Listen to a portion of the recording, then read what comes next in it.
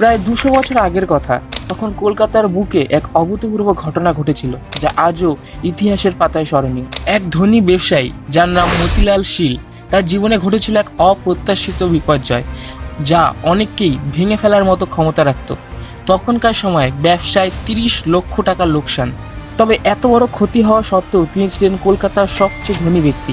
আপনি কি জানেন এই মানুষটি সম্পর্কে? মতিলাল শীল এমন একটি নাম যা কলকাতার ইতিহাসে আজও উজ্জ্বল। সেই সময় ব্রিটিশরা কলকাতায় শাসন করতে শুরু করেছে। শহরে একের পর এক খ্রিস্টান মিশনারি স্কুল গড়ে উঠতে শুরু করেছে, কিন্তু এই স্কুলগুলিতে হিন্দু ছাত্রছাত্রীদের ধর্মান্তরিত করার চেষ্টা করত ব্রিটিশরা, যা নিয়ে কলকাতার সমাজপতিরা চিন্তিত হয়ে পড়েন। তারা ভাবলেন হিন্দু ছেলেমেয়েদের জন্য নিজেদের একটি স্কুল কলেজ হওয়ার দরকার, কিন্তু তখনকার সময় এত বড় একটি বিশাল শিক্ষা প্রতিষ্ঠান গড়ে তোলার যে অর্থের যোগান প্রয়োজন তা শুনে সবাই একে একে পিছিয়ে হতে শুরু করে। আর ঠিক সেই সময় সবার মাঝে উদয় হন গৌরী সেনের মতোই প্রভাবশালী ব্যবসায়ী মতিলাল শীল।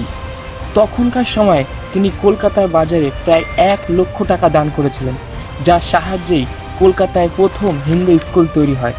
কিন্তু এখানেই শেষ নয়। মতিলাল শীল একজন শুধু দাতাই ছিলেন না, তিনি ছিলেন একজন দক্ষ ব্যবসায়ীও।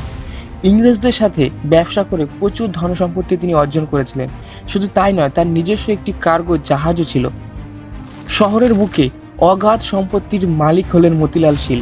আর আজ যেখানে কলকাতা মেডিকেল কলেজ, সেই জায়গাটিও এককালে এই মতিলাল শীলেরই ছিল। এত কিছু অর্জনের পরও তিনি শুধু একজন ধনী মানুষ ছিলেন না, তিনি ছিলেন কলকাতার মানুষের জন্য এক আশীর্বাদ।